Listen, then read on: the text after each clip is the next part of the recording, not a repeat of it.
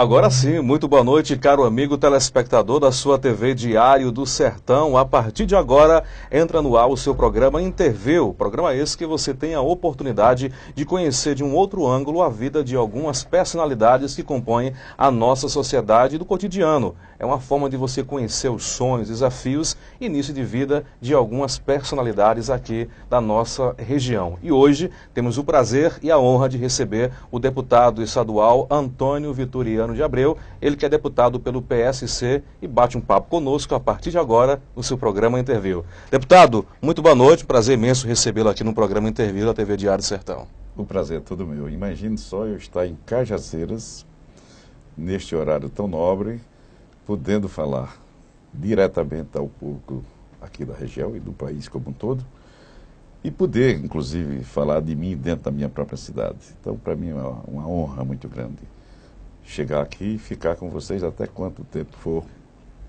adequado para nós. Muito bem, vamos tentar explorar no lado positivo o máximo possível.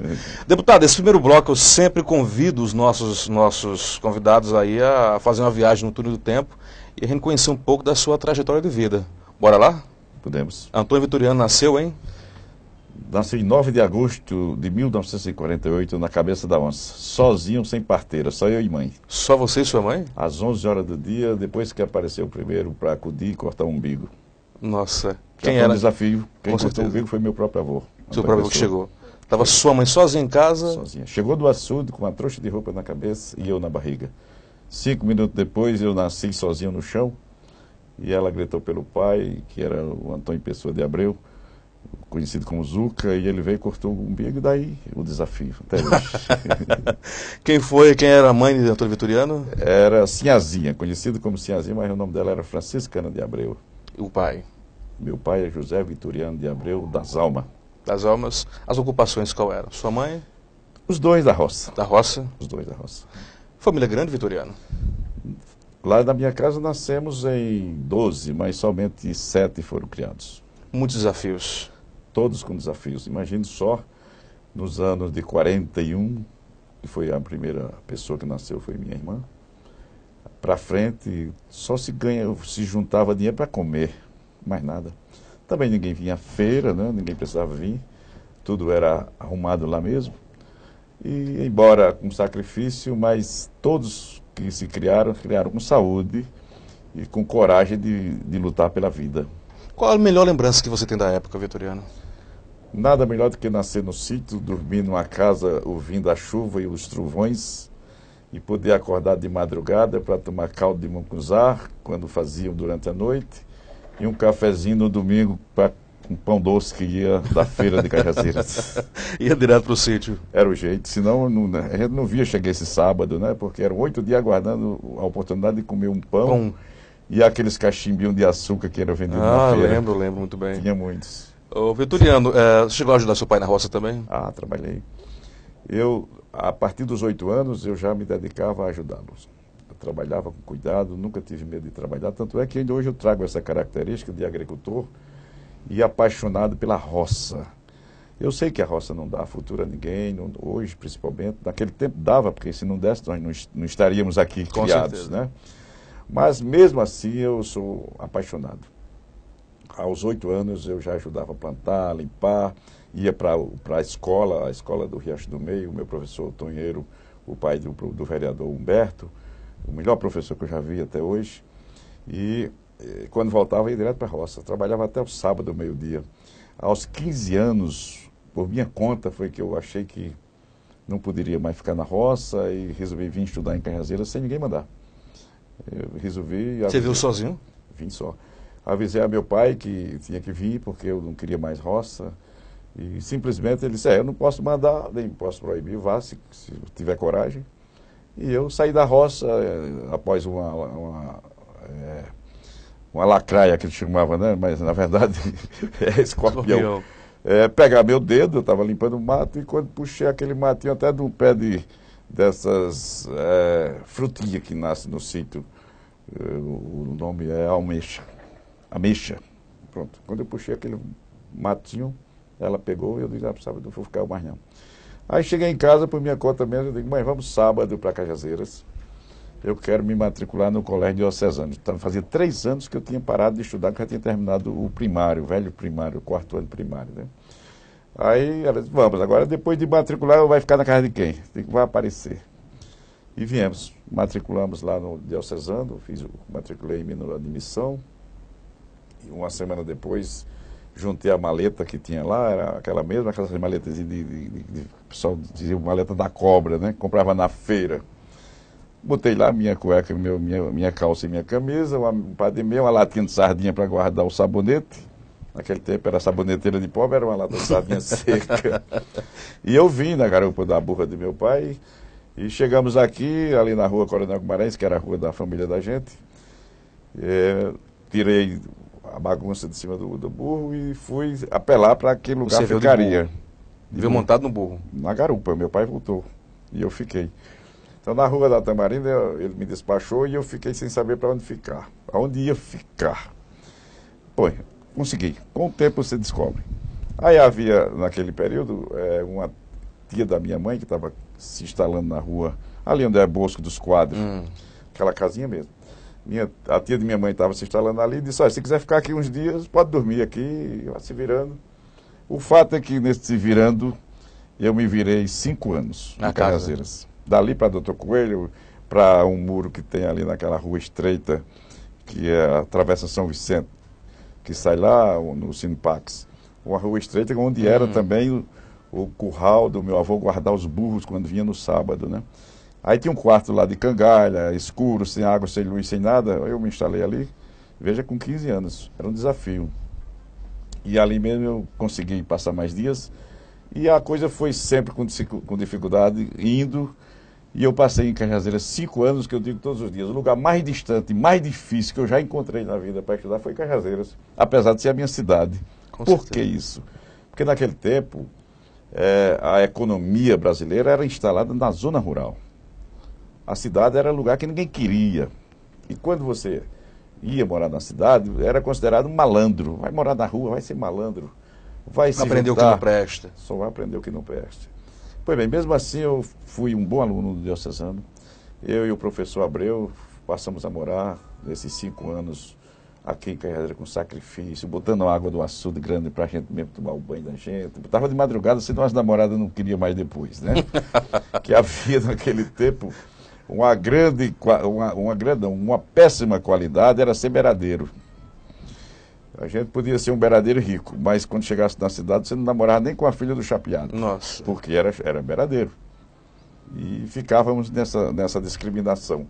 Mas mesmo assim, eu e o professor Abreu ficamos 5 anos em Cajazeiras, do ano de 63 até o ano de 68, começo de 68 aqui, sem ter dificuldade no que diz respeito a estudar. Fomos os melhores alunos do diocesano.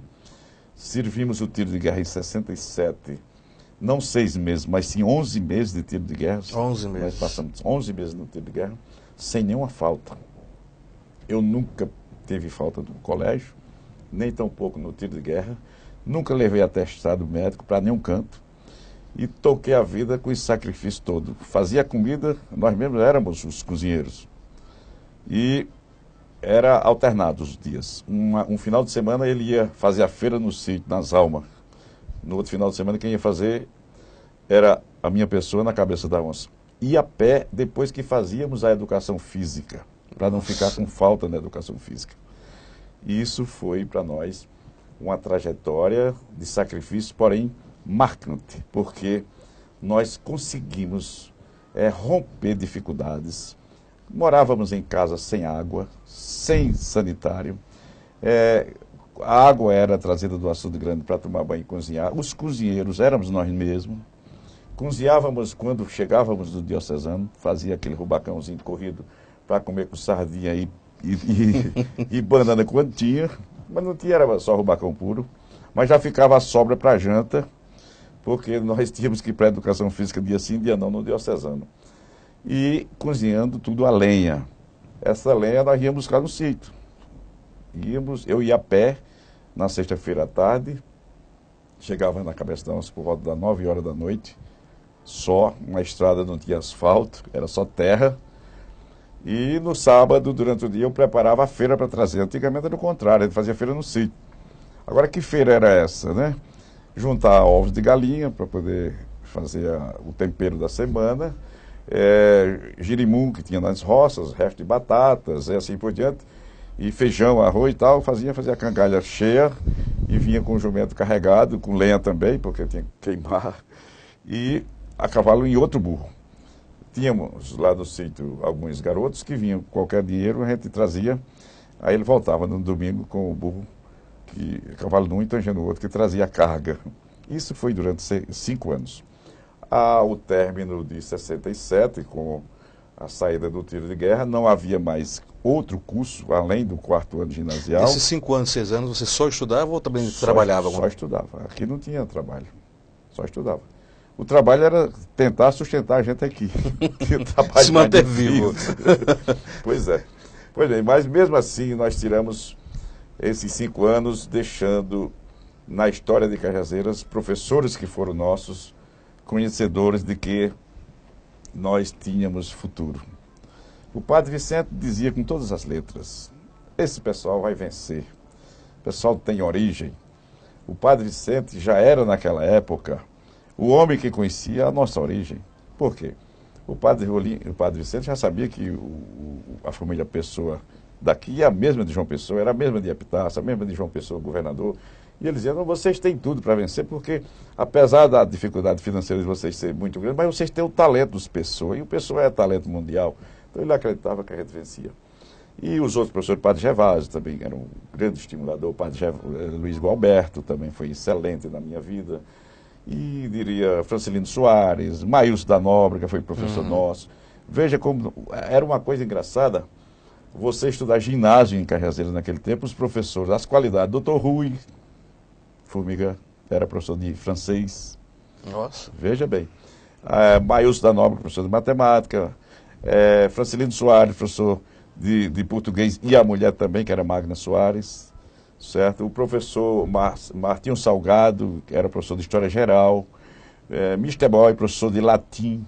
Foram altamente preparados, só professor gabaritado aí. Só. E arrancar tudo isso sem ter onde comer, nunca tomamos café de manhã com nada, não tinha como comprar pão, tinha aí no cru. O nosso café era 2 galões d'água, que tirávamos do açude grande. Mas mesmo assim, digo com toda segurança, nossas notas eram excelentes no diocesano. Se tinha 4 alunos bons da turma, que era quase 60, era eu, Zé Francisco de Abreu, Aguinaldo Rolim, sabe quem é Aguinaldo Rolim, né? Ele era da nossa turma. Era Liraildo Lira, também era um grande aluno. Quer dizer, uns 6 ou 7 carregava tudo nas costas. Com tanta dificuldade, em algum momento você pensou em desistir, Vitoriano? Nunca. Eu sempre fui determinado. Ambicioso também? A minha ambição é de vencer.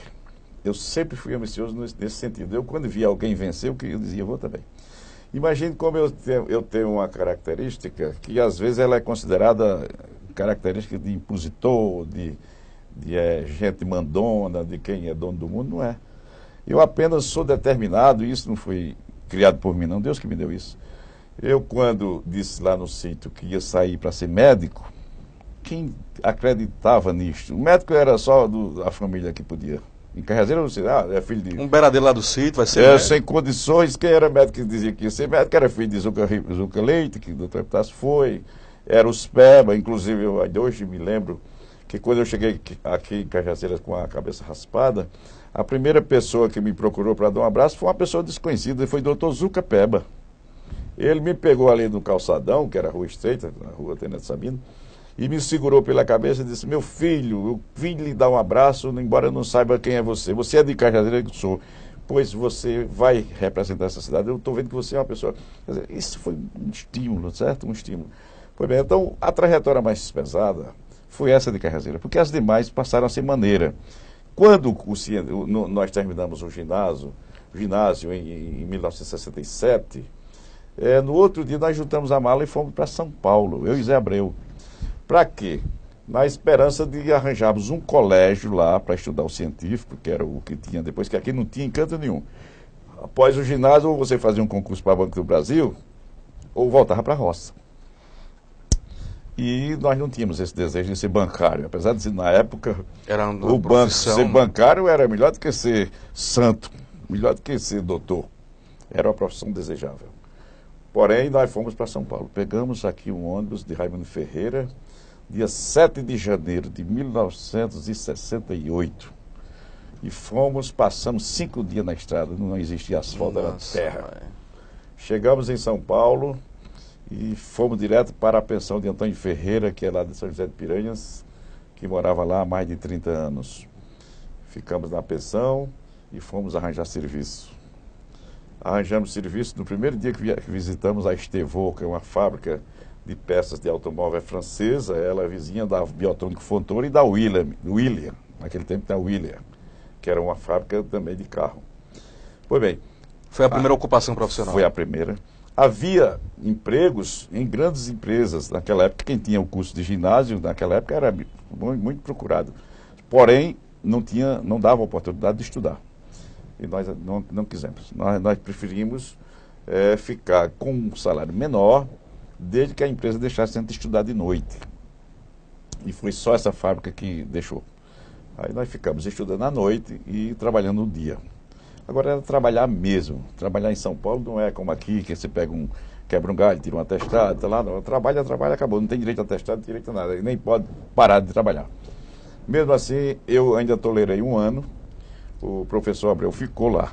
Eu disse, professor, aqui nós não vamos terminar nada. Eu vou voltar para Cajazeiras. Estou sabendo que lá tem científico agora. E vim. No outro ano, em 69.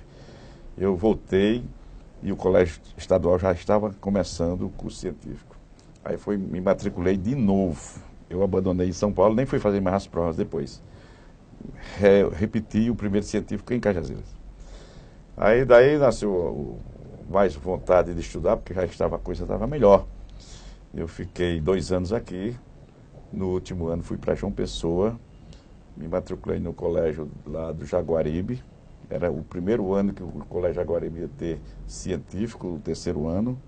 Me matriculei à noite e fui enfrentar outra dificuldade. Morar em João Pessoa sem poder, ter que enfrentar tudo. Eu morava com 15 colegas, inclusive Antônio Rangel, doutor Marcílio Deodato, doutor Cândido Moreira. Eram 15 num prédio. Nesse período, você já vislumbrava fazer o curso de medicina? Sempre disse. Quando eu saí da cabeça da onça em 63, eu disse que ia ser médico e ainda plantei as árvores dizendo, é aqui que eu vou guardar o carro de baixo. Parecia coisa de Deus, né? E aconteceu tudo. E veja bem, quando eu fiz esse 3º ano científico em João Pessoa, em 71, eu fiz sem nenhum livro. Não tinha livro, não.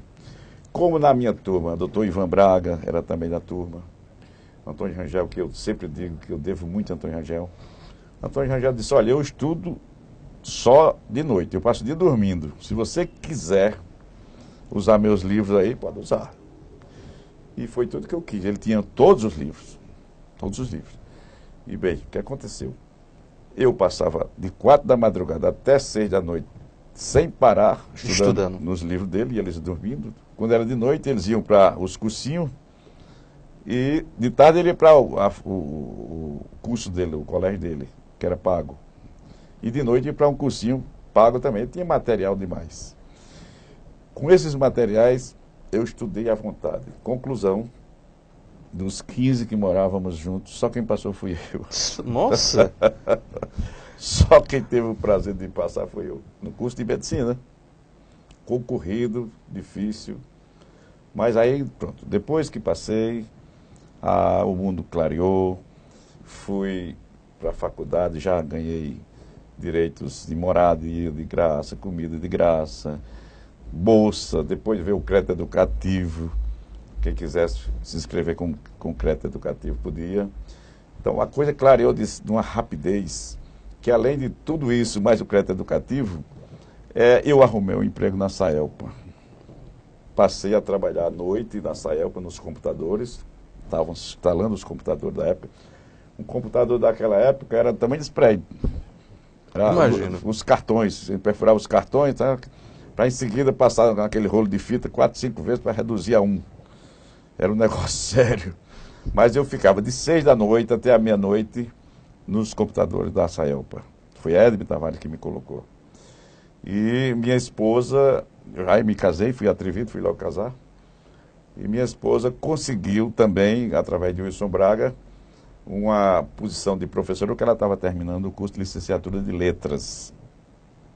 Aí foi trabalhar em Santa Rita, depois ela terminou a parte propriamente dita de especialização, melhorou o salário, e com isso nós conseguimos vencer a vida com maior facilidade, entre salário de crédito educativo, a parte que era liberada de restaurante, moradia, emprego, tanto a minha parte como a parte dela, nós já fizemos foi comprar carros, compramos logo um carro, compramos uma casa lá no Alto Plano de Cabo Branco, onde hoje é a casa do Major Chiquinho, que o Major Chiquinho deixou, essa casa foi comprada por mim, e eu nunca parei mais de sonhar.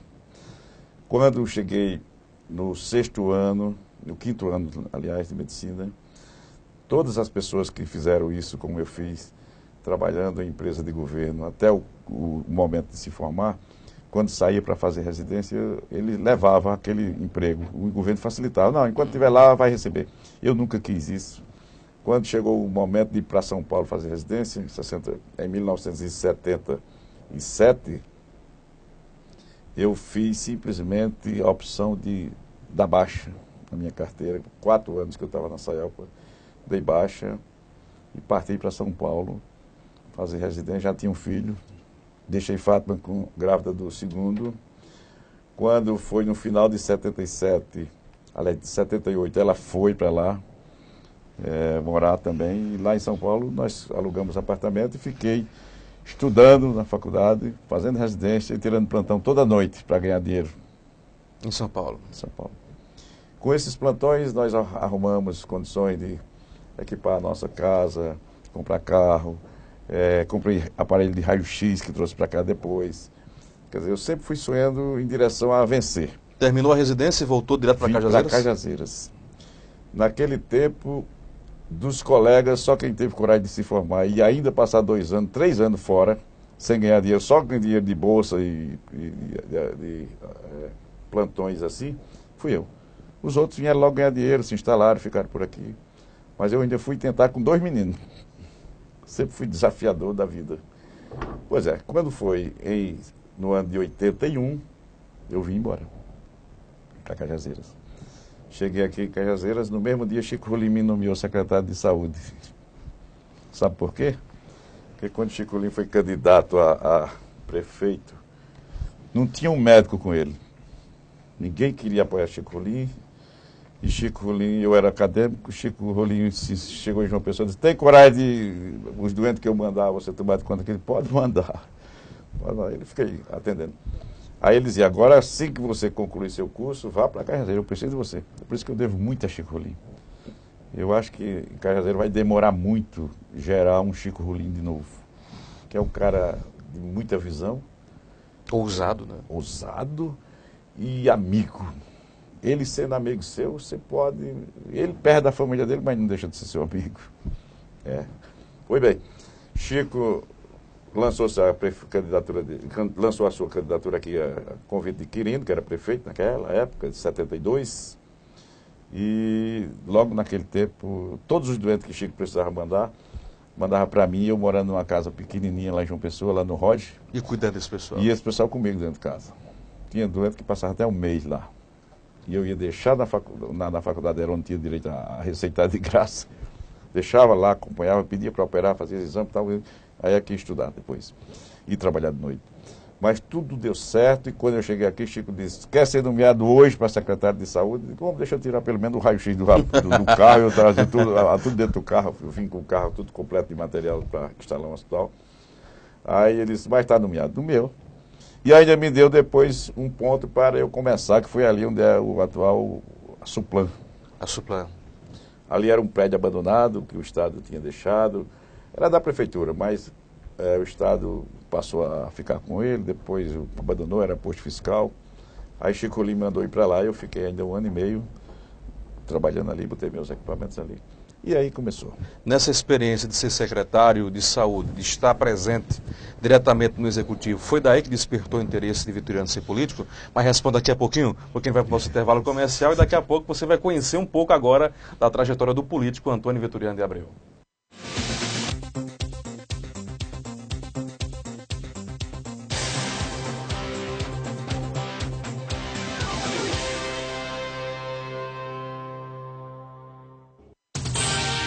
TV Diário do Sertão, a sua TV online. Mega promoção de aniversário Lojão Rio do Peixe. Aproveite! Que no nosso aniversário os móveis e eletros ficam ainda mais baratos. Guarda-roupa Gênova 6 portas, apenas 12 de R$ 39,90. Cama box casal Promolas, apenas 12 de R$ 65,90. Quer mais? Se liga aí! Tablet Samsung apenas 10 vezes de R$ 69,90. Sem juros! Aniversário Lojão Rio do Peixe. Realizar os seus sonhos é o nosso maior presente. Inovação, investimento e eficiência são fatores-chave para o sucesso.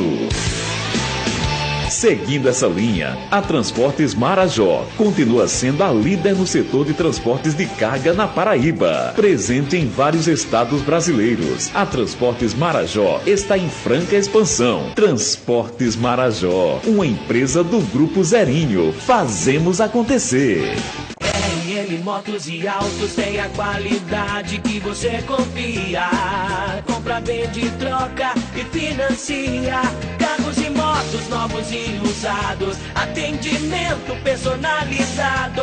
A certeza do melhor negócio. RM Motos e Autos. RM Motos e Autos, em modernas instalações, na João Rodrigues Alves, 399, Antiga Robecol, Cajazeiras, telefones 3531-3235, 3531-6595 ou 9314-3737.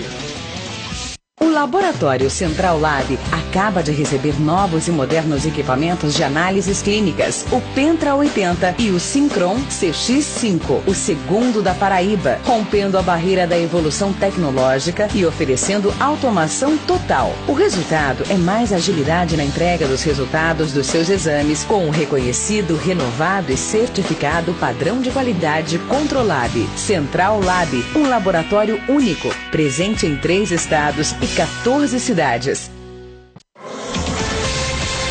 O Sertão agora é notícia. TV Diário do Sertão.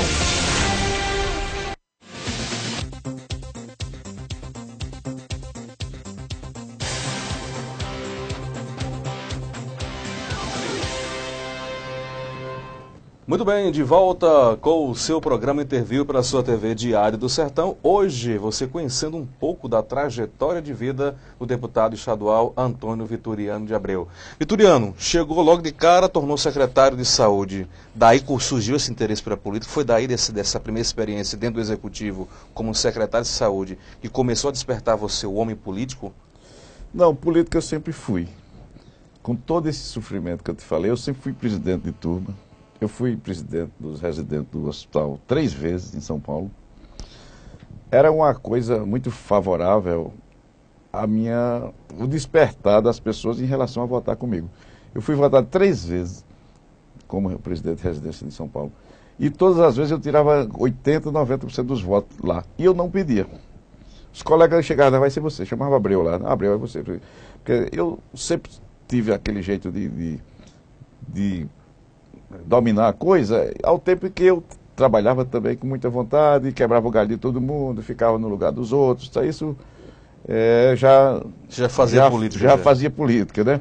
E aqui no Diocesano, nos anos que ficamos no ginásio, eu também sempre fui destacado na turma para ficar representando a turma. E, inclusive, um fato engraçado, que no dia da nossa formatura, o orador oficial era o professor Abreu. O padre Dagmar, que era, naquela época, o diretor, ele chamava Abreu os dois. Os dois ele chamava Abreu, né? E quando nós chegamos lá no dia da formatura, o orador era Abreu e o nosso paraninfo era Clóvis Rolim, lá de Fortaleza. E quando todo mundo perfilado lá, o padre diz, agora o orador oficial vai usada a palavra, vai lá, Abreu. Aí empurrou, foi eu. Passou, fui eu para frente do povo. E aquela história foi engraçada, que foi ali que eu despertei, inclusive está no meu livro essa história. Eu só descobri que eu sabia fazer o discurso nesse dia. Porque quando botou para lá, eu sem arrastei, ter nenhum discurso, sem ter nada. sem nada. Eu comecei logo dizendo, inadvertidamente eu fui convocado para falar para você. Quem foi que mandou dizer aquilo? Eu não sei. Um negócio saiu de mim logo dizendo, de hoje eu me lembro do discurso. E daí foi embora. Falei de maneira tranquila. Aí todo mundo ficou perguntando, eu não sabia que era eu, mas saiu. Então eu sempre tive esse jeito de sair a coisa, né? Pois então, quando eu cheguei aqui, que Chico me chamou para ser secretário, Chico também é muito fechado, ele disse, olha o seguinte, se você for bom secretário, é meu candidato a prefeito. Chico, porque eles, meu amigo, eu estou sozinho em Querrazeiro, apesar da revolução administrativa de Chico era grande, estava trazendo o asfalto para Querrazeiro, o projeto Cura estava sendo jogado em Querrazeiro. A UFB na época, tinha né? trazido tudo, foi ele que trouxe tudo. O campus, o universitário, tudo. Aí ele disse, apesar de eu estar fazendo essa revolução, ninguém quer ser do meu lado, Vitoriano. Ninguém quer ser. Naquela época havia um acirramento muito forte entre o doutor Epitácio, saudosa memória, que dizia que Chico só fazia roubar e levar para o Maranhão o que tinha feito. Voltava, por outro lado, Bolso Barreto, que tinha vindo para o lado do doutor Epitácio, e completava, dizendo que ia montar em Chico um chicote e umas cangalhas para ir buscar o dinheiro que ele carregava. Sozinho, então. Aí ele dizia, eu estou só, ninguém quer. Então, você ficando, eu vou lhe dizer uma coisa, se você desenvolver, você é meu candidato. Mas ainda tem aí, na minha visão, o doutor Milton Braga, Iramirton, tem o doutor Pessoa, eu estou também trabalhando mais para o Sargento Barbosa, porque o Sargento Barbosa tem aí um nome ali no tiro de guerra, ele tem sido um homem que tem feito alguns trabalhos aí. Então, podemos, por aí, mas você fica no meio, tem João de Deus, Quirino. Eu vou ser secretário. Com o dia a dia da minha administração como secretário, começou a agradar. Porque eu andava demais, eu era um secretário, à medida que eu era secretário, eu era o plantonista oficial de todos os lugares. Então eu pedi para ele comprar um carro, onde no carro eu tinha tudo, todos os papéis de receitado, de atestado, de fazer laudo, de trazer gente para operar, ir buscar e deixar, os remédios também comigo, os equipamentos. Então todo dia eu saía de casa, depois do café, passava na secretaria, determinava o que era para fazer e ia para um determinado lugar. Ou era na zona rural ou era na cidade. Todos os dias eu atendia o dia inteiro, receitando e fazendo. Logo, o que eu encontrava para operar, eu já trazia para o hospital, naquele tempo não tinha controle, aí chegava no hospital, despejava lá, e de noite eu operava 10, 12, o que aparecesse. Tudo eu operava, tudo. Aí isso foi preenchendo os espaços de tal forma que o difícil era porque eu era o único médico que estava com o Chico. A direção da época era Deusdete, e Deusdete tinha um grupo com ele, doutor Deodato, Iamita, esse grupo todinho, não era para deixar nada que viesse da prefeitura entrar, porque Chico estava desgastado, sem necessidade. Qual foi o desgaste que Chico ganhou? Por que ganhou esse desgaste? Porque estava fazendo o que ninguém sabia fazer, ele sabia. E nasceu naquele período uma inveja de Chico tão grande, que era para ninguém ficar do lado dele. A história era essa. Aí, quando eu apareci do lado dele, começaram a se preocupar que alguma coisa poderia acontecer. Fato é esse. Um ano depois, mesmo eu andava, ele dizia, você tem que divulgar o nome do meu candidato, é Sargento Barbosa. E eu dizia onde eu ia. Sem problema, vou defender. Pedia para votar no candidato Chico, que seria Sargento Barbosa. Dia dos Pais, do ano de 82, Barbosa chamou a gente na casa de Chico, antes de eu ir para o Zé Velho. Eu ia para o Zé Velho, abri um posto de saúde lá, fui inaugurar um posto e já levava os equipamentos para montar um posto de saúde no Zé Velho. E de noite um forró. Aí Sargento Barbosa disse, olha, quer dizer que eu não posso ser candidato, viu, Chico? Já tentei, insisti para pegar o apoio de Orley, da família, mas não quero, a minha família não quer, a mulher não quer, ninguém da família quer que eu seja candidato, portanto, você se vire.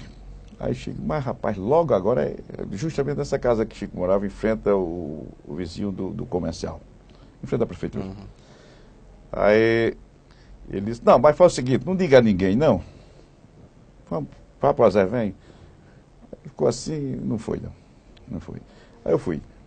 Um dia excelente. Quando voltei no domingo, foi no domingo, na segunda-feira, aí já estava cheio que ele tinha desistido, aí começaram a gozação. Não tem candidato, não, vai ficar só o doutor Epitácio mesmo sozinho. Aí Chico, olha que eu tenho, quando eu voltar do Maranhão eu lanço. Aí quando ele chegou do Maranhão, ele pegou, mandou fazer uma pesquisa com todos esses nomes. 6 nomes. Até o Antônio Araruna entrou no meio. Eu ganhei. E ele, antes de dizer o que ia fazer, ele chamou todos e disse, olha, me diga uma coisa. Se eu fizer uma pesquisa, quem sair na frente, vocês apoiam? Ah, apoiamos. Aí, no dia que foi para abrir a pesquisa, fui lá na Arara, na casa do sogro dele. Nós fomos, chegamos lá de tarde, que ele abriu, disse, pronto, tá aqui. E os invejosos? Vitoriano foi quem foi escolhido. E os invejosos? Vieram embora. Todo mundo saiu no silêncio, não disse nada. Aí nós ficamos lá. Cheguei e ele disse, olha, pode esperar, não fica ninguém com você. Dito e feito. Não ficou ninguém. No outro dia anunciaram, todos eles anunciaram o apoio do Dr. Epitácio. O Dr. Epitácio estava na vantagem, já tinha 2 anos que ele fazia campanha para prefeito. Já tinha sido prefeito, tinha sido deputado, tinha sido secretário de Estado. Naquela época, o médico aqui era justamente a coisa mais querida que tinha para fazer política, né? Aí ele disse, você topa? Eu digo, topo. Pois pode começar. Aí eu caí em campo. Sozinho. Quando fui fazer os primeiros comícios, eu cacei terra nos pés para fazer o quê? Em cima de um carro, um caminhão só. Manuel Filipe, o sanfoneiro que eu trouxe das Você lembra onde foi o primeiro comício, Vitorino? Em frente ali aquele... como é que chamava naquela época? Agora da comercial, onde era na pracinha do Espinho ali, aquela esquina, como é o nome daquele? Ação Católica daquele tempo. É verdade. Aí, dali foi ali. Manuel Filipe fez na rua da Alto Piranha, por trás daquele bequinho. Manuel Filipe foi quem tocou a sanfona e eu, em cima, mais braguinha, um carro pequenininho, e pouca gente. Aí eu criei um esquema, um jeito para sensibilizar. Eles diziam que só lá poderia ter candidatura porque tinham serviços prestados. E eu, nada. Aí eu dizia, pois bem, se vocês, até hoje, usaram a medicina dizendo que foi serviço prestado, vocês deram um serviço emprestado, porque vocês cobram dos coitados todo tempo. Por que esse povo é obrigado a votar em vocês? Aí comecei, digo, daqui dá-se um tema bom. Por esse ângulo, eu penetrei na política dizendo o seguinte, veja se no nosso palanque tem um médico. Não tem, estou sozinho. Veja se tem outros tipos de doutores aqui com a gente.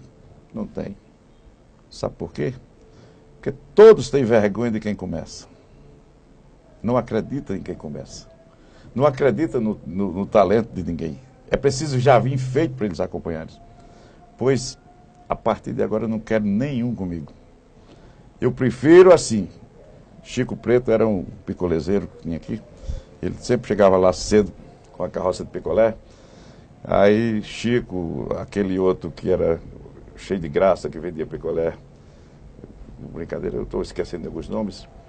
Aí eu dizia, sabe uma coisa, Chico Preto? O voto seu é do tamanho do voto de doutor fulano tal, citava o doutor. O voto do seu filho é do tamanho do outro. Agora uma diferença. Enquanto você e outros engraxados e picolezeiros têm em casa 20, 30 outros filhos para votar comigo, e eles só são 2 ou 3 porque a família de rico não cresce, eu quero dizer a vocês que não vai essa eleição, porque o voto é igual. Rapaz, o segundo comício já estava a rua fervendo.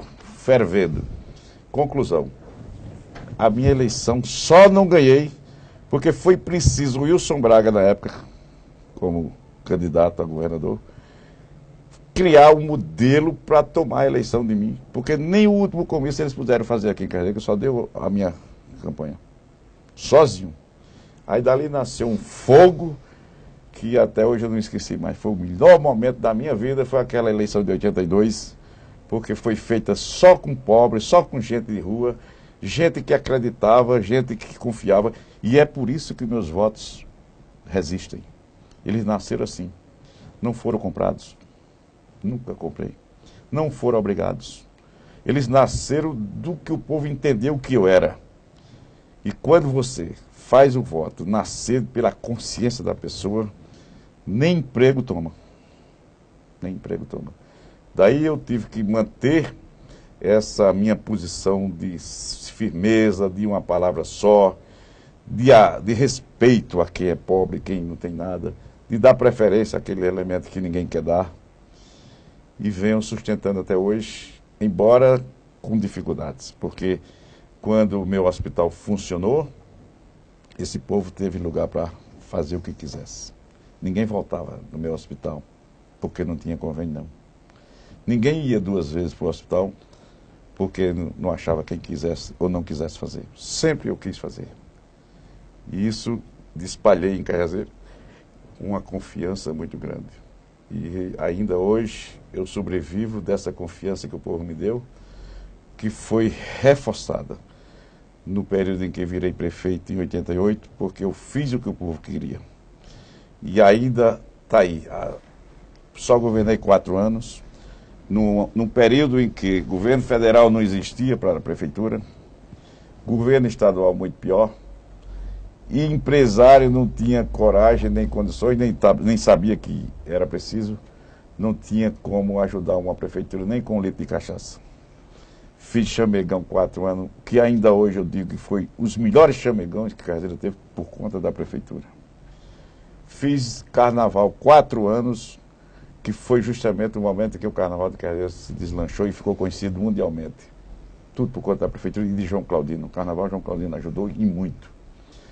E abri os espaços de Cajazeiras para o que ela vivia amedrontada. Essa cidade era uma coisa, quando a gente chamava alguém para entrar numa luta, dizia, não dá não, doutor, aqui já tudo isso é besteira. Existia um comodismo. Existia, era uma pregação de negatividade. Os 3 primeiros meses da minha administração foi para criar um espírito novo. Todo mundo queria ser empregado da prefeitura. Você sabe quantos empregados eu recebi em 89? 3.122. Nossa. Você sabe quanto era de verdade? 657. E por que essa avalanche todinha para chegar em 3.122? Todos nomeados no período eleitoral para eu não ganhar a eleição. Doutor Epitácio do meu. Todos. Inviabilizar mesmo. Era para não deixar você respirar. E quando eu entrei que vi essa folha, que não sobrava um tostão para a administração, eu fiz o levantamento de que, olha, os valores eram entre 15 real na época, cruzeiro mesmo, depois virou real. Cruzado depois, né? Era por aí, a variação. Só dava para comprar 1 quilo de carne. Nem recolhiam INSS, mas eram de carteiras assinadas. Ninguém recolhia nada, assinava e não recolhia, deixava aí.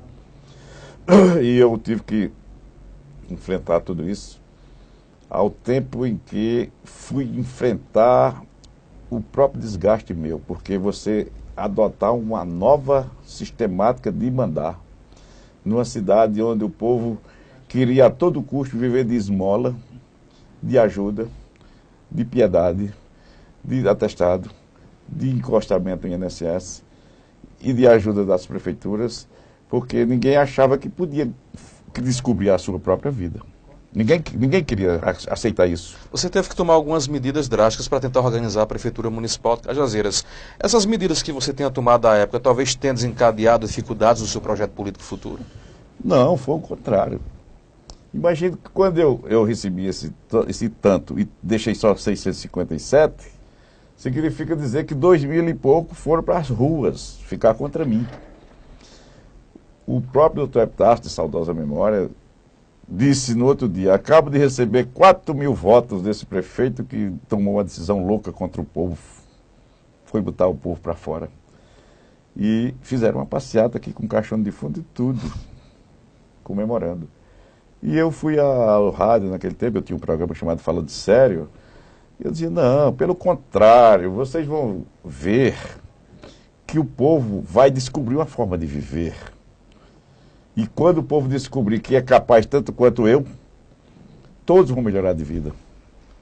Aí foi quando eu fiz o carnaval e enchi a Praça João Pessoa de bancas novas, inclusive eu mandei fazer a padronização das barracas e doei. E deixei que ninguém pagava nada. Aí, quando foi do término do primeiro carnaval, todo mundo disse, não, vai dar para eu viver com o meu próprio comércio. Chegando no mês de maio, abrimos o Chamegão, que aquele ali era um depósito de lixo. Quando eu abri o Chamegão, deixei livre lá, 30 dias de festa, ninguém nem conhecia nem 2. Tinha Chamegão, aqui não tinha São João. Aí o pessoal abraçou o Chamegão, todo mundo fez dinheiro para passar até um ano, e eu tenho declarações ainda em fitas guardadas das pessoas, dizem, olha, agora eu vou começar a viver, porque eu descobri que eu posso viver por minha própria conta. O que eu apurei desses 30 dias de Chamegão, dá para tranquilamente eu passar um ano comendo dele. Quer dizer, aí começaram a descobrir. O fato é que esse pessoal arrumou uma dinâmica de ganhar dinheiro, todo mundo passou a trabalhar para si próprio, fazer seu próprio comércio, e Cajazeira, no final, nós ganhamos a eleição. O próprio povo que tinha ido para lá voltou para cá feliz.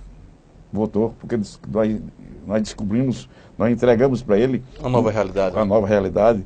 E ainda mais, muitos ficaram com direito a receber precatório, ainda hoje tem gente recebendo precatório desse período, porque tinha gente que trabalhava na prefeitura, que nunca foi lá, e pelo fato de ter sido demitido, entrou na justiça e houve vamos dizer assim, uma falha na minha equipe de assessor jurídico, que deixou correr a revelia lá em Sousa, mais de 300 processos. Uhum.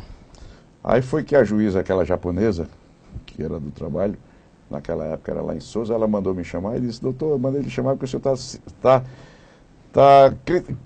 fazendo muito, deixando a justiça muito sem valor. O senhor está desconhecendo essa necessidade de vir aqui.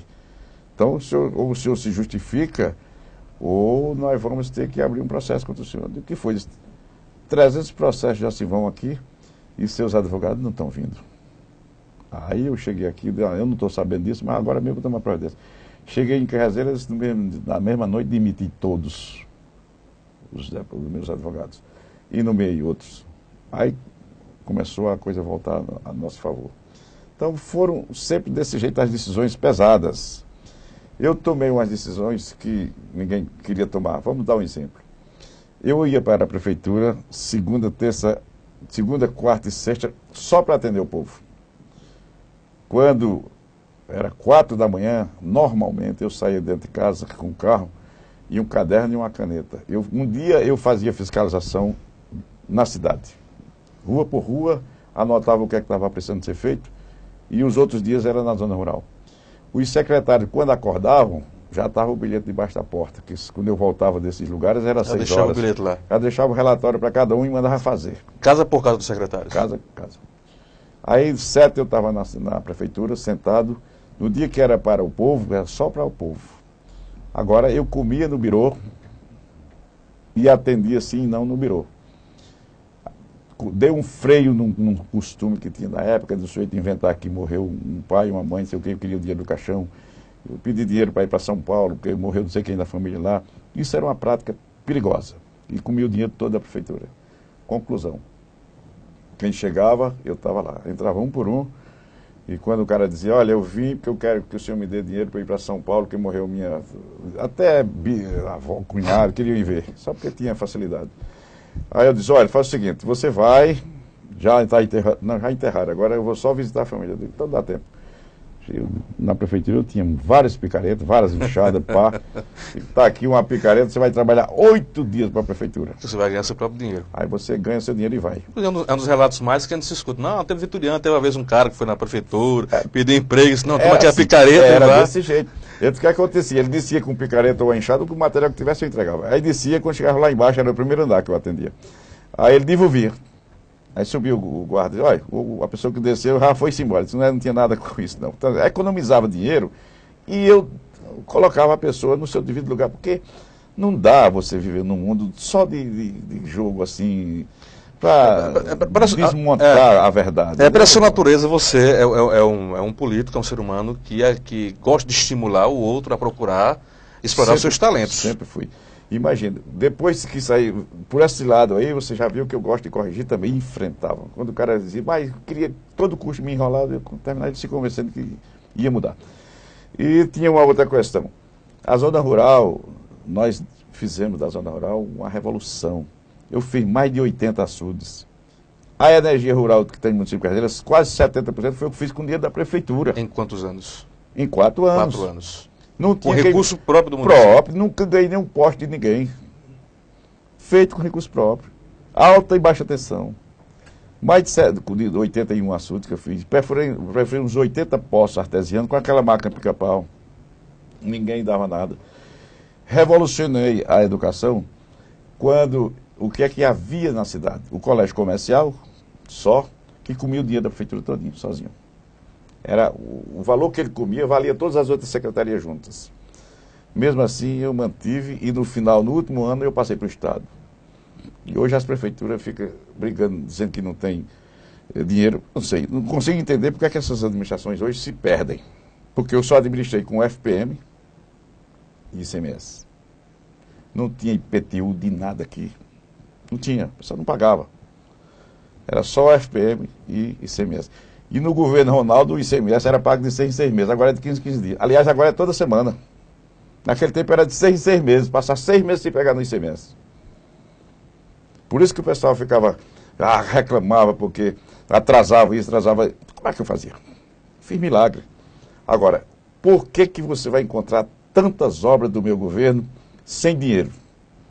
Porque eu administrei sem a tal da licitação. Isso é a pior das coisas que o administrador tem, é a licitação. Só dá ladrão em licitação. Mas a licitação não seria uma forma de moralizar? A moralizar o quê? Quem inventou isso se equivocou. Vejamos bem. Vou te dar um exemplo.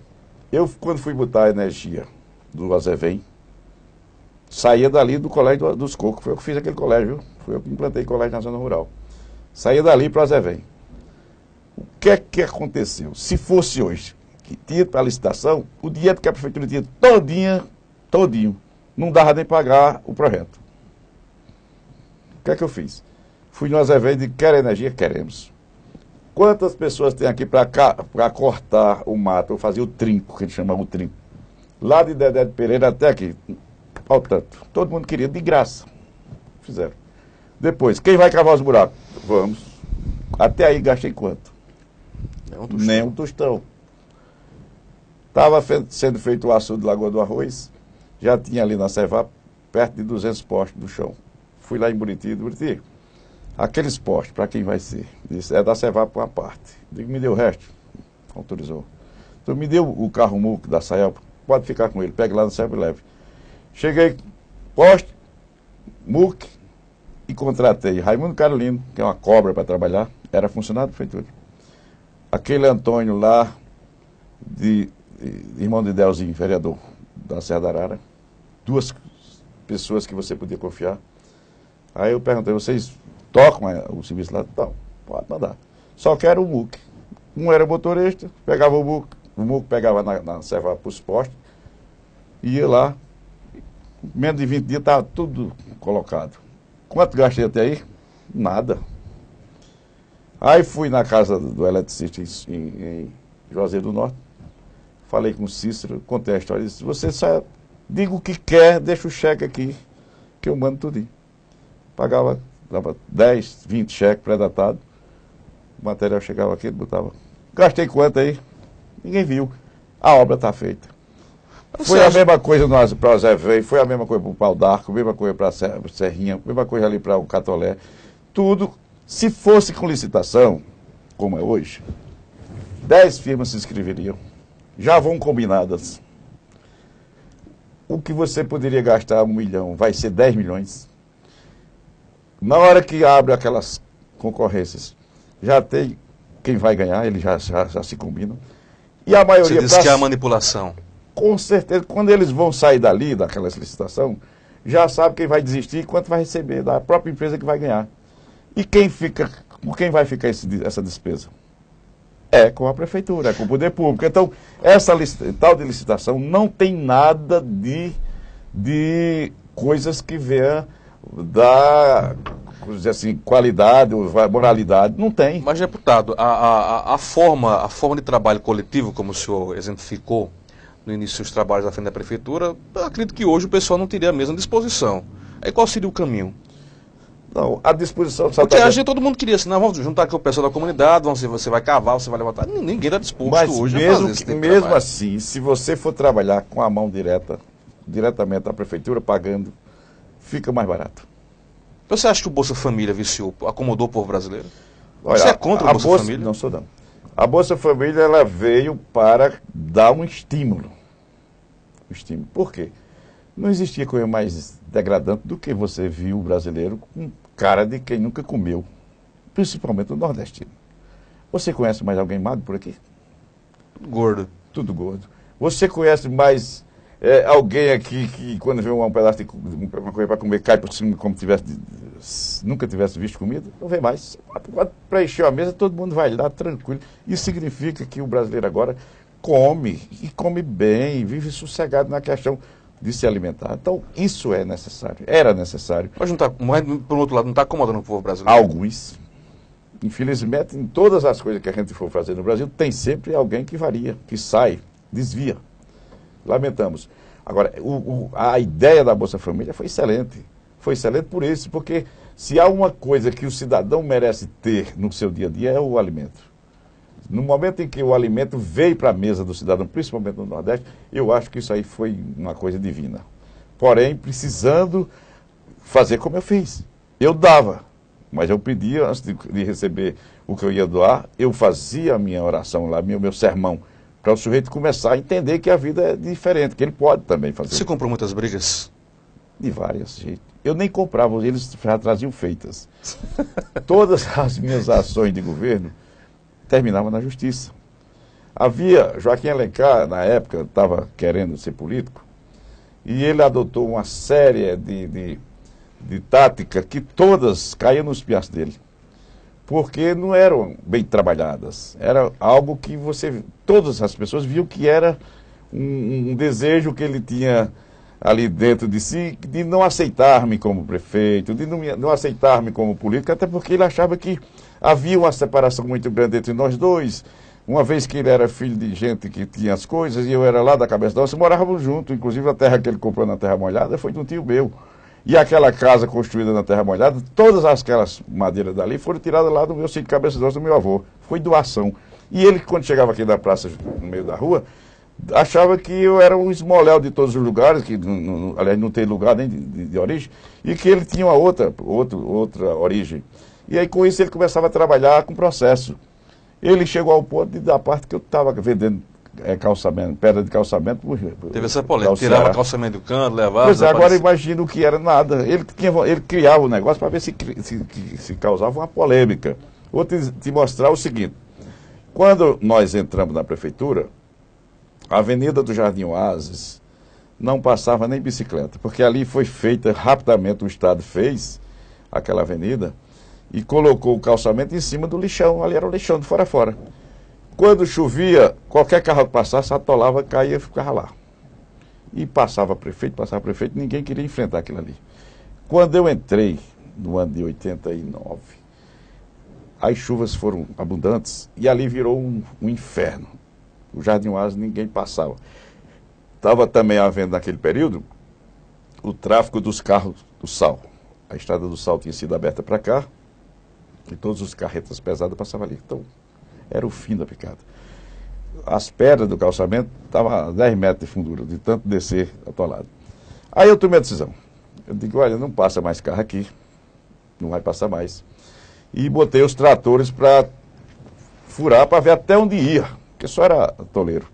E dali saíam pedras e pedras e pedras de calçamento. Então, fizemos as seleções das pedras, foram fazendo as pedras dali, fazendo uns montes, e de lá comecei a encaminhar para outras ruas que eu precisava calçar. Por exemplo, a Francisco Martins, lá nos Tecedores, também não andava ninguém. Eu digo, vou calçar a rua Francisco Martins logo, porque aqui não vai ser calçamento, mas não tem condições. Aí todas as pedras dali, eu encaminhava para fazer outra rua. Aí foi aí que eles criaram um movimento que eu estava arrancando pedra para vender para o Ceará. Coisa que não tinha lógica. E as rádios, muito que fizeram a sua festa, né, dizendo que era mesmo. Eu não tinha medo, eu não fui daqueles prefeitos que, ao chegar no comando, passava nas rádios e dizia, olha, eu vou fazer contrato aqui, mas não vou permitir que outros venham falar de mim, não. quando eu fui fazer o contrato de todas as rádios aqui, os donos perguntaram, e aí, o senhor é igual aos outros? Que os outros falavam logo, se for falar de mim, não deixe falar. Eu digo, não, eu quero que fale a semana inteira, todos têm que falar, e muito. Porque no sábado eu desmancho. No sábado eu pegava de 12 horas até 4, no programa Falando Sério, podia vir quem viesse. Desmanchava tudo. Desmanchava, porque eu levava a verdade. Eu levava a verdade. Então, essa confiança eu conquistei na tora. Era, quando eu me sentava de frente aos microfones, eu dizia, olha, até hoje, aqui nesse microfone, passaram e dizia o nome. Quem falou de mim durante a semana, eu dizia, olha, aqui tem, inclusive, gente da rádio que fez isso.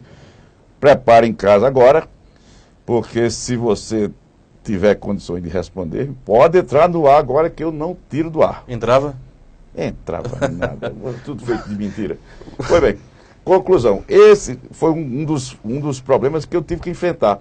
Outra coisa, quando eu disse que ia alterar a educação de carreira, porque a educação de carreira tinha que ter uma revolução, eu comecei a, primeiro, fui construir o colégio de Boqueirão, um colégio em Divinópolis e um colégio nos Cocos. Imagina isso com recursos próprios, você fazer um negócio daquele tamanho. Por que eu dizia que precisava fazer isso?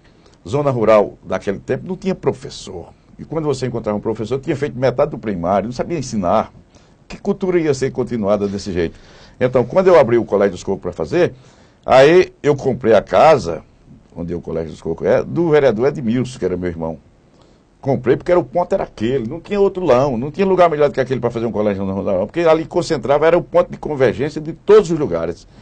Aí, quando eu abri o fogo para construir ali, aí Joaquim Alencar, com sua equipe, outro processo, para não construir o colégio. Você acumulou muito processo aí, né? Ah, tinha, mas caíram todos, nenhum pegou. Deputado, deixa eu aqui rapidinho aqui no Facebook, tem um pessoal cobrando. Deputado Chagas Pereira Medeiros, doutor Antônio Veturiano de Abreu, conheço de longas datas e sei o quanto é um homem trabalhador. Parabéns pela entrevista, sem mais. Ele está lá em Osasco, Chagas Pereira. A Carol Silva, suplente vereador Preguinho e família, está parabenizando o deputado pela entrevista. Obrigado, Veturiano, pela pavimentação de Carrapateiro. Obrigado, Conrado, pela entrevista.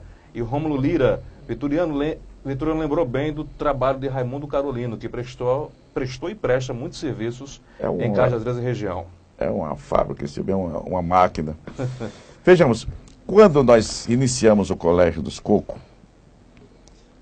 não trabalharam meia hora, chegaram lá os oficiais de justiça, mandando embargar a obra.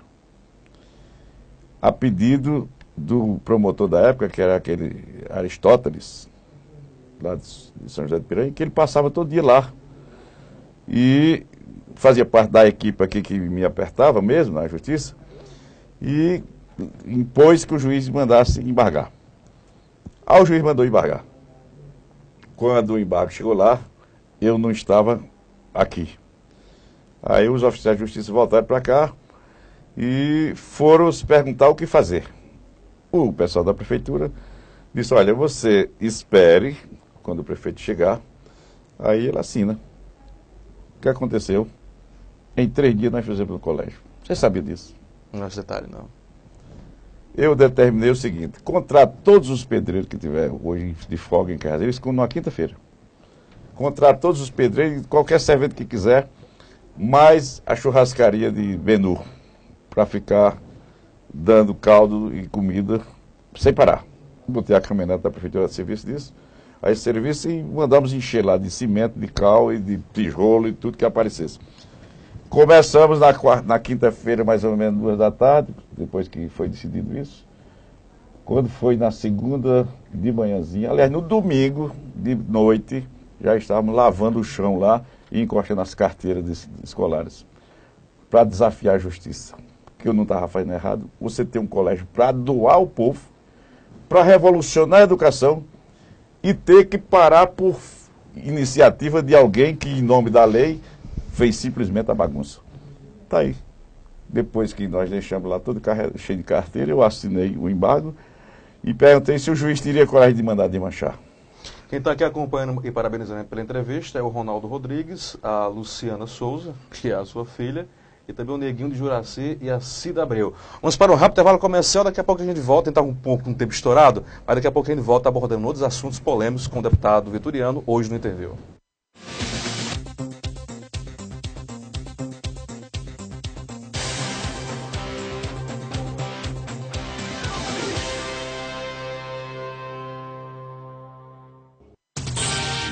TV Diário do Sertão, a sua TV online. Mega promoção de aniversário Lojão Rio do Peixe. Aproveite! Que no nosso aniversário os móveis e eletros ficam ainda mais baratos. Guarda-roupa Gênova 6 portas, apenas 12 de R$ 39,90. Cama box casal Promolas, apenas 12 de R$ 65,90. Quer mais? Se liga aí! Tablet Samsung apenas 10 vezes de R$ 69,90. Sem juros! Aniversário Lojão Rio do Peixe. Realizar os seus sonhos é o nosso maior presente. Inovação, investimento e eficiência são fatores-chave para o sucesso. Seguindo essa linha, a Transportes Marajó continua sendo a líder no setor de transportes de carga na Paraíba. Presente em vários estados brasileiros, a Transportes Marajó está em franca expansão. Transportes Marajó, uma empresa do Grupo Zerinho. Fazemos acontecer. RN Motos e Autos tem a qualidade que você confia. Compra, vende, troca e financia. Carros e motos novos e usados. Atendimento personalizado. A certeza do melhor negócio. RN Motos e Autos. RN Motos e Autos. Em modernas instalações. Na João Rodrigues Alves 399. Antiga Robecol. Cajazeiras. Telefones 3531-3235. 3531-6595 ou 9314-3737. O Laboratório Central Lab acaba de receber novos e modernos equipamentos de análises clínicas, o Pentra 80 e o Syncron CX5, o segundo da Paraíba, rompendo a barreira da evolução tecnológica e oferecendo automação total. O resultado é mais agilidade na entrega dos resultados dos seus exames, com um reconhecido, renovado e certificado padrão de qualidade Controlab. Central Lab, um laboratório único, presente em 3 estados e 14 cidades. O Sertão agora é notícia. TV Diário do Sertão.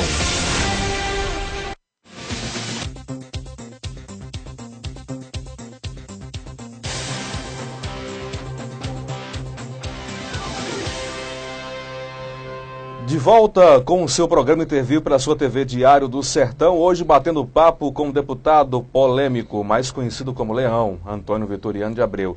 Tem muita coisa para a gente explorar, mas infelizmente nós somos escravos do tempo e boa parte da trajetória de vida de Vitoriano vai ficar para uma outra oportunidade. Mas nesse último bloco vamos fazer um jogo rápido, onde vou fazer algumas menções ou citações, alguns momentos, algumas situações, Vitoriano vai dizer aquilo que vem à sua cabeça. Mas antes disso, tem o Gilvan Abreu, tem a Denise Tamires, tem a Kaline Firmino, a Beatriz Ferreira e também o atual vereador no Edil Mirim, Jucinero Félix, parabenizando o senhor pela entrevista. Deputado, se comentou muito, até a gente comentava em off, que o senhor, quando foi deputado a primeira vez, teria defendido um projeto até então estranho, né? Que era a questão de castrar o jumento e também botar focinheira nos cachorros da Orla Marítima de João Pessoa. Existiu de fato esse projeto ser defendido na Ellen, na época que você foi deputado estadual? A da focinheira, sim. Porque nós estávamos vivendo naquele período as agressões dos cães, sobretudo nas praças, nas praias. E esse projeto nem sequer foi de minha iniciativa mesmo, foi de Santos, da cidade de Santos, em São Paulo. Nós pegamos lá da cidade de Santos, que estava sendo criada em Santos, em Vitória, no Espírito Santo, e João Pessoa seria a terceira cidade que ia ter isso. E fizemos o projeto. Mas isso foi transformado em gozação, porque, lamentavelmente, naquele período, ainda hoje tem deputados que não têm, assim, conhecimento das coisas. Vão para lá para fazer mídia, para gastar com brincadeirinha, com fofoca, não tem talento, né? E o nosso talento sempre foi muito avançado. Tanto é que, além disso, aí eu entrei com o projeto também de criar a TV da Assembleia, de criar a Rádio da Assembleia, de criar, comprar os aviões para os helicópteros, para o estado da Paraíba. Todos os meus projetos foram feitos depois pelos governadores que vinham depois. Agora, a história da castração, essa nunca teve, nunca existiu. O que existiu de verdade foi que eu tive 2 acidentes com meu carro, com jumentos, na estrada, quando eu ia para João Pessoa, e a morte do padre Vieira, Padre Vieira morreu de um acidente de jumento no meio da avenida. Verdade, bem lembrado. Aí eu citei que os jumentos estavam nas ruas, nas avenidas, aliás, e mais ainda nas Matando BRs, pessoas. E estava matando todo dia. E que o governo teria que tomar decisão. Pronto, foi isso aí. Meu projeto foi esse. Fiz 2 discursos e entrei com o projeto para que, inclusive eu dei a opinião, o governo poderia colocar veículos à disposição disso para recolhê-los e fazer escolher um lugar para eles ficarem restritos, porque seria uma forma de também não abandoná-los. Aí daí nasceu a história de que eu teria botado o pedido para castrar. E se tivesse pedido, hoje já estão fazendo. É engraçado como que a gente... Isso aí eu não disse, nem toquei nesse assunto. Mas hoje já estão castrando os animais porque estão se proliferando demais e estão fazendo com gato, com cães, assim por diante. Mas como isso foi criado na época, não sei até dizer quem foi que criou, aí adversários meus começaram a querer crescer em cima disso. E hoje, inclusive, aqui já teve até políticos que andaram fazendo essas gozaçõezinhas no rádio, e eu botei na justiça. Ele agora está apertado, porque vai ter que descobrir onde está essa gravação, onde está esse fundo, e é que existe esse projeto, que esse projeto nunca passou. A Assembleia já mandou todas as documentações, que nunca ninguém revelou isso lá, e a pessoa que fez essas fofocas certamente vai ter que responder e vai sofrer para aprovar, não é verdade? Deputado, seu filho, logo em seguida, Léo Abreu, ele foi candidato a prefeito de Cajazeiras, logrou êxito nas eleições, mas ele acabou abdicando ao cargo de prefeito. E foi um momento muito delicado para a política e também para a sua própria família. Você acompanhou de perto essa decisão? Porque comenta-se à época que você não sabia dessa decisão que Léo tomou. Foi um negócio dele. Se ele estava sentindo dificuldades por algum motivo, a mim ele nunca revelou. O fato é que eu fui anunciado por Chagas Amaro na hora que ele já tinha renunciado. Eu estava em João Pessoa fazendo uma restauração dentária. E quando eu saí da cadeira, Fátima bota o telefone no meu ouvido e Chagas diz: olha, tu não sabe de uma coisa, o Léo acaba de renunciar aqui. Quer dizer, eu fiquei sem prumo, sem rumo e sem saber o que dizer, porque eu não sabia quais eram os motivos. E que isso, com certeza, deixou muita gente também sem saber por quê. Mas como em política tudo é possível, a gente com o tempo vai se adaptando.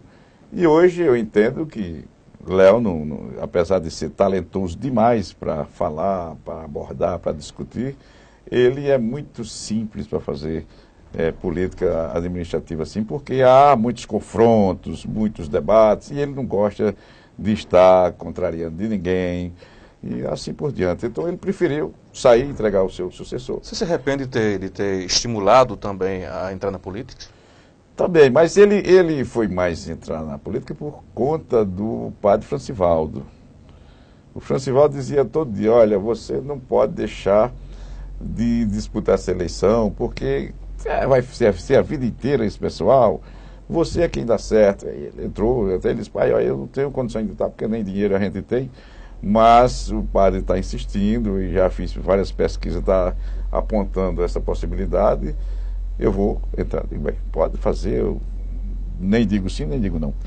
E deu certo. O fato é que ele criou em Cajazeira uma grande esperança de uma nova personalidade política, no estado também. Eu digo a você que é mais em João Pessoa do que aqui, porque em João Pessoa não há um só setor, principalmente os órgãos maiores, tribunais de justiça, tribunais de contas, a universidade, os jornalistas, os políticos aposentados, para não dizer...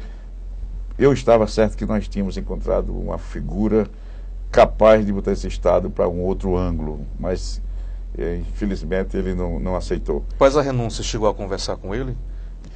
Você pediu uma explicação a ele sobre tudo isso? Não, ele passou 3 meses afastado de mim, sem querer conversar. Eu respeitei. E depois ele começou a voltar lá em casa e nós convivemos normalmente. Eu nunca perguntei, nem vou perguntar. O fato é que eu cheguei a uma conclusão depois. Ele tem mais coragem que nós, porque você renunciar e ficar dentro do ambiente, aguentando as críticas que vierem, porque eu já vi gente renunciar e morrer, se suicidar. E você renunciar e ficar lá, e até hoje não deu satisfação a ninguém, é muita coragem. Eu não teria essa coragem, porque eu sou mais de bater, de enfrentar, até né, que cause uma questão maior de morte, e lá vai, eu não renuncio não. As eleições de 2012... O nome de sua filha, Luciana, ela também apareceu na lista dos pretensos a ser vice de Carlos Rafael. E na instância final, praticamente, o nome dela teve que ser substituído por Adjemilton Pereira. O senhor ficou insatisfeito com essa decisão? Não, porque eu não posso decidir só, né? Eu tinha apontado o nome dela, inclusive ela não queria, mas eu apontei no momento em que Carlos Rafael falava em reeleição, porque eu achava e ainda acho que era um complemento no ângulo político, porque o nome da filha do deputado, da irmã do prefeito que renunciou, tem uma posição de coragem em tudo que for fazer, poderia ser um complemento muito bom para a disputa das eleições. E eu fui por este ângulo. No entanto, os outros componentes acharam que não, dela poderia sair e seria Adjemilton, porque ele estava há muito tempo já nessa batalha de rádio, defendendo vários problemas da cidade, e poderia isso implicar em melhor voto. E nós aceitamos e fomos para a luta.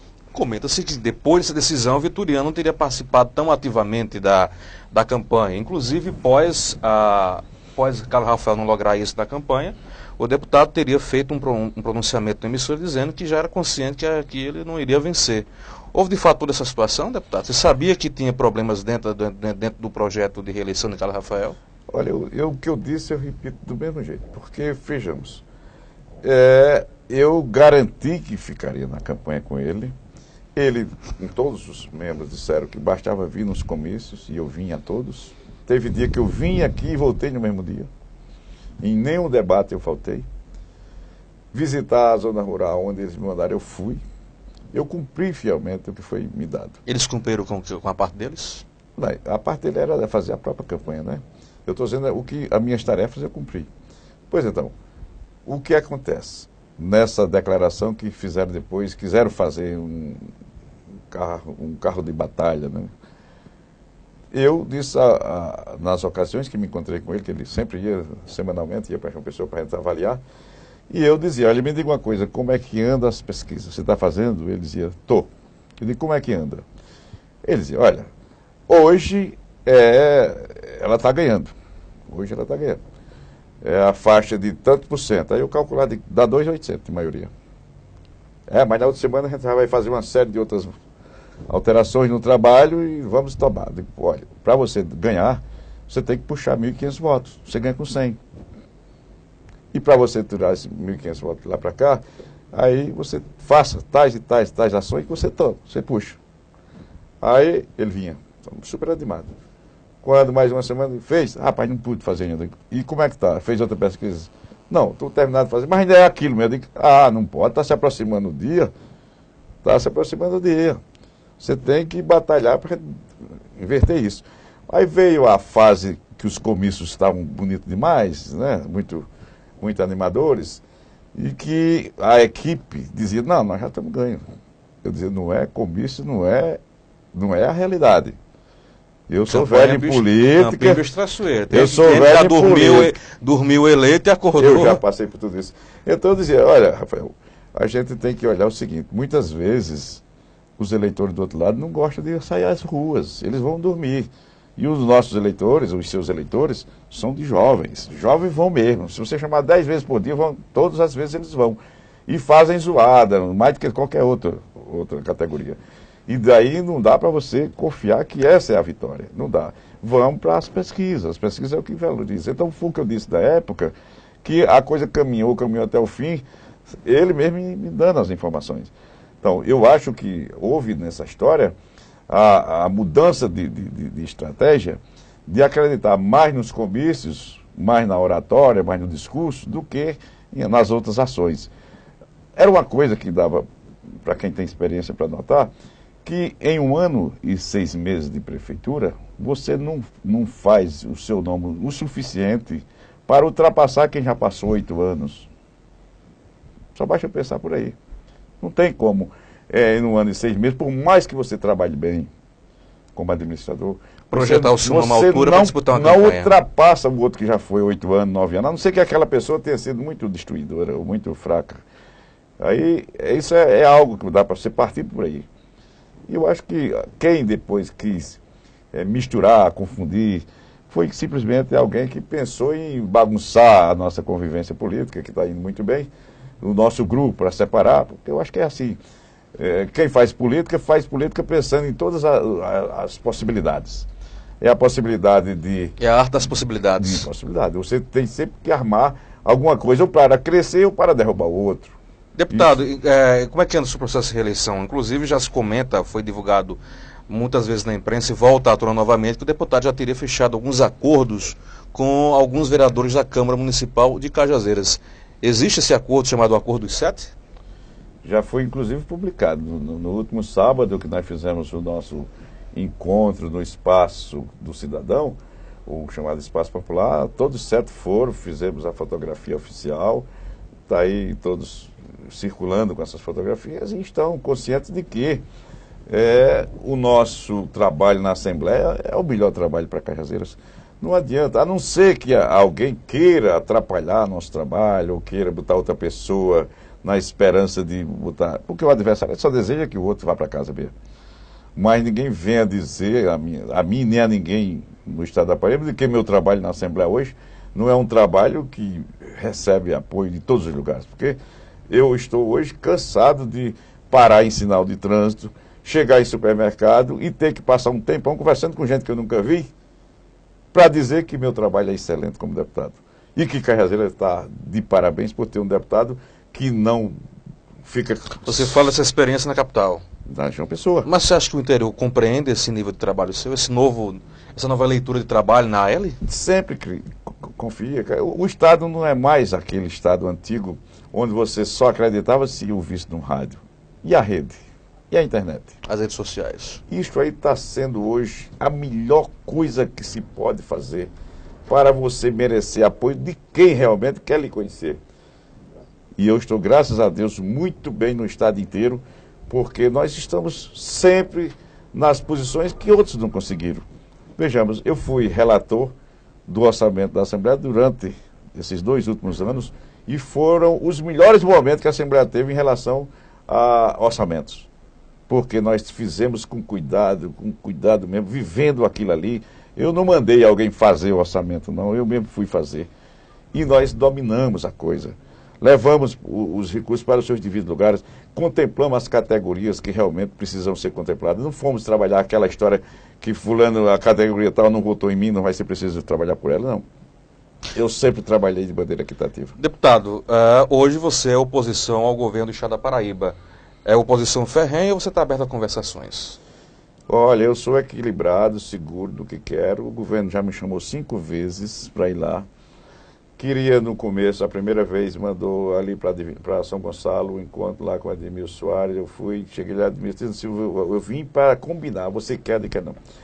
Quando foi 1 mês depois, eu estava na Epitácio Pessoa com o Fátima, fiquei saindo no laboratório, era ele que estava no telefone, e dizia, olha, o ideal é a gente conversar hoje. Eu digo, governador, eu tenho o seguinte princípio, o seu jeito de governar não coincide com a minha forma de ser.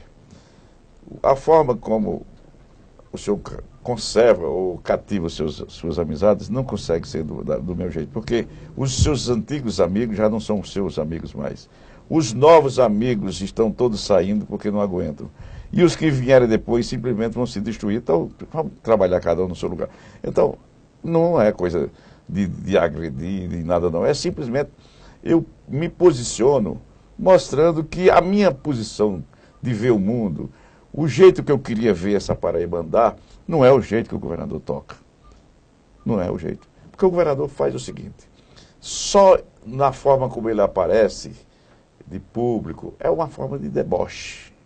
Ele só fala debochando, que ele está exageradamente certo e que todas as outras pessoas que falam que tem alguma coisa a dizer estão erradas.